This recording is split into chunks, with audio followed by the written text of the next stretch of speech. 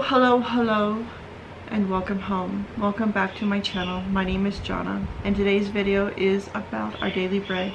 It is August 16th. It is a Friday. I just got done doing the video for yesterday. It was an awakening. I wasn't able, well, I didn't get it done, so I wanted to do it this morning before I did today's. If you watch tomorrow or yesterday's, you will know why I'm crying. You probably will see more tears. I don't. We'll try to hold it together. But this is reality, and this is true, and this is who I am, so I do hope you have patience with me. In today's reading, the title is A Sad Story. The reading comes from 2 Samuel chapter 11, 2 through 15 verses. The thing David had done displeased the Lord. It came from 2 Samuel 11, verse 27. A sad story. Painfully, the evil that has long been swept under the rug, sexual abuse of many women by men who had powered over them, has come to light. Enduring headlines after headlines, my heart sank, and when I heard proof of the abuse of two men I admire. The church has not been immune to these issues. King David faces his own reckoning. Samuel tells us that one afternoon, David saw a woman bathing, and David wanted her. Through the Bathsheba was his wife, one of his loyal soldiers. David took her away. When Bathsheba told David she was pregnant, he panicked, and in a deceitful act of treachery, David arranged for Joab to have Uriah died on the battlefield. There is no hiding David's abuse of the power against the Bathsheba and Uriah. Here it is in full color. Samuel enduring. We see it. We must deal with our own evil. Also, we must hear these stories because they caution us against the abuse of powers in our time. This was David, a man after God's own heart, in Acts 13, verse 22, but also a man who needed to be held accountable for his actions. May we also prayerfully hold leaders accountable for how they use or abuse power. By God's grace, redemption is possible. If we read further, we encounter David's profound repentance. 2 Samuel 12, verse 13.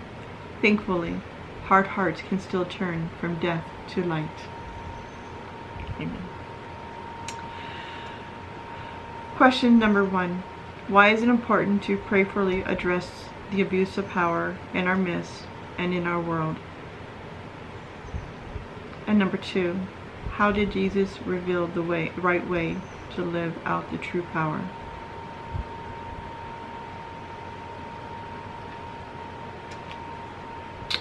Why is it important to prayerfully address the abuse of power in our midst and in our world?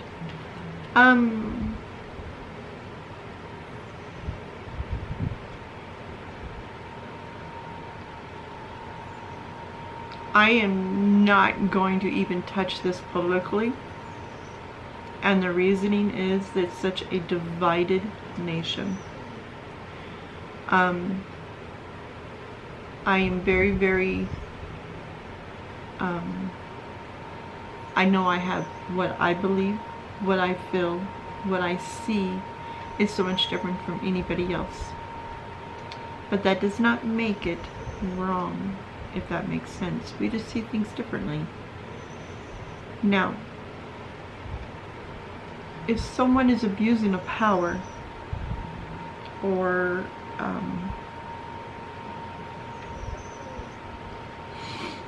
abusing a power or doing things that should not be happening, it needs to be brought up. It needs to be faced on. I am a victim, but I'm a survivor of rape. it was a very, very hard time. I'm also a survivor of an attack, a very nasty, ugly attack. And I strongly feel the system was not protecting me, they were protecting the other. In today's society, sometimes people are afraid to come out for the fact that there's so much that has to be done before you can be protected, or a protection order presented, or a law to be created or voted in, and the bill be, that whole, and it's like, is it worth the fight? The whole texting and driving situation, where I am a survivor of that. Someone was texting and driving and hit Ray and I from the behind. We were at a red light. We weren't moving. We were at a red light with 2 cars in front of us.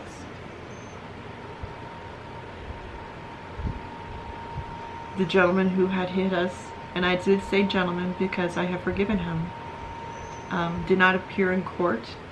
I had to go to court for the fact of it was an accident, a traffic accident, and a warrant for his arrest. I don't know what had happened. I do not know.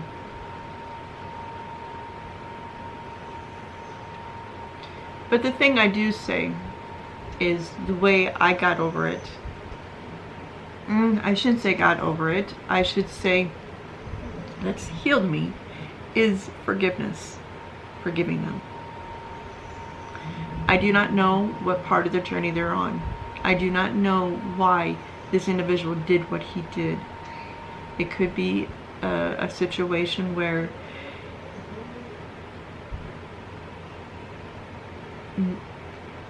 he wasn't okay.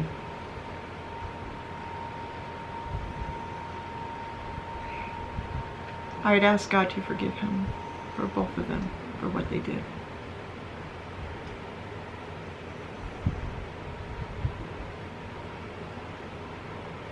I still have trauma today. And the thing is that when people do things out of one of the 7 sins, we have to realize it's something working through them to hurt the other. This year has been a year of facing my fears, and one of them is not accepting certain behavior toward me. How people can be disrespectful to me, and do I still accept it? And it comes down to it, no, you do not have to accept that behavior. That could be a stranger, that could be a family member, that could be someone within your relative. But that doesn't make you to be ugly or crass, or what we can do is that we can say, no, I'm not going to allow this, and then pray for them. Don't get ugly back. Believe me, there's ramifications of that, because I'm a survivor of that. Can you imagine someone doing something and then you get back at them and they feel guilty and they're going through it, and they're not paying attention of their surroundings, and boom, something happens, and then it's just like dominoes. It just... The devil knows what it's doing. The devil knows how he's playing us as chess figures, being a pawn.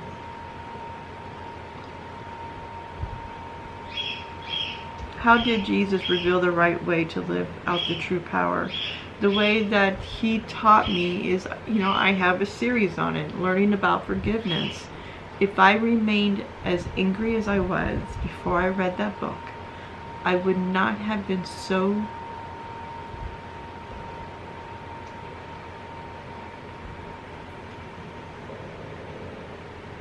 I wouldn't have been able to look at myself in the mirror and say, you know what, Jay? It's going to be okay. It's okay.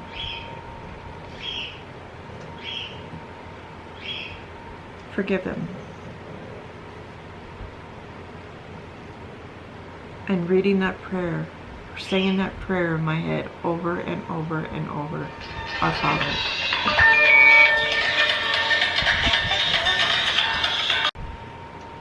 Just received one of those scam calls. Sorry about that. How did Jesus reveal the right way to live out the true power? You know, it is to not to become resentful, not to become in a situation of what happened to me, I'm going to be worse back at them. I don't, or I want what they have, or I'm not that way. It comes down to a situation where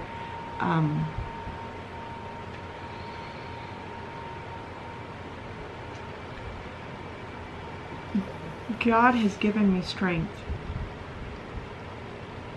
God has given me the faith. And God has entrusted me to trust in Him, not to worry about what's about to happen. I'm about to receive a phone call of a ending of a journey for the past 3 years. I usually know how things are going to come out. I usually have that gut feeling or see what's going to happen, or, you know, yeah, I feel good about this. But the thing is that this one's different. And I know why now today, because I didn't understand it yesterday. But I understand it right now. Is because I've laid it in God's hands. And I don't need to feel those feelings, because I know that He knows what He's doing. It's taken me to sleep overnight to realize this. Because I'm banging my head.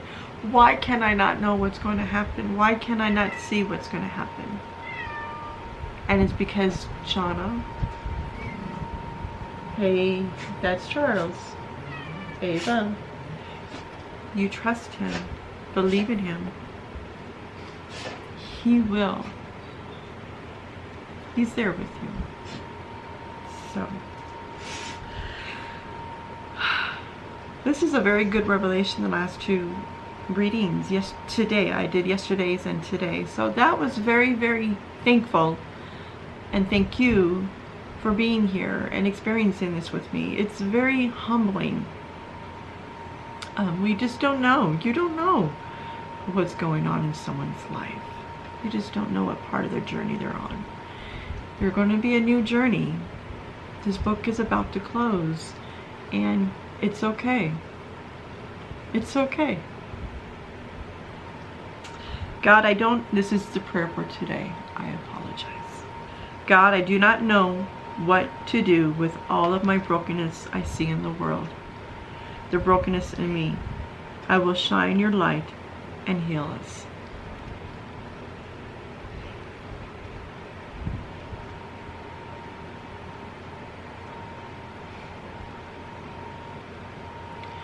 Be good to yourself. Be good to others. For we do not know what part of their journey they're on.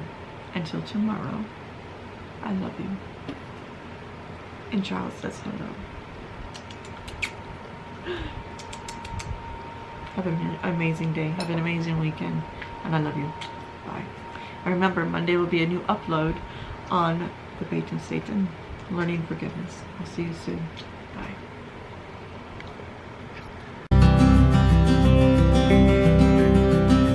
Okay.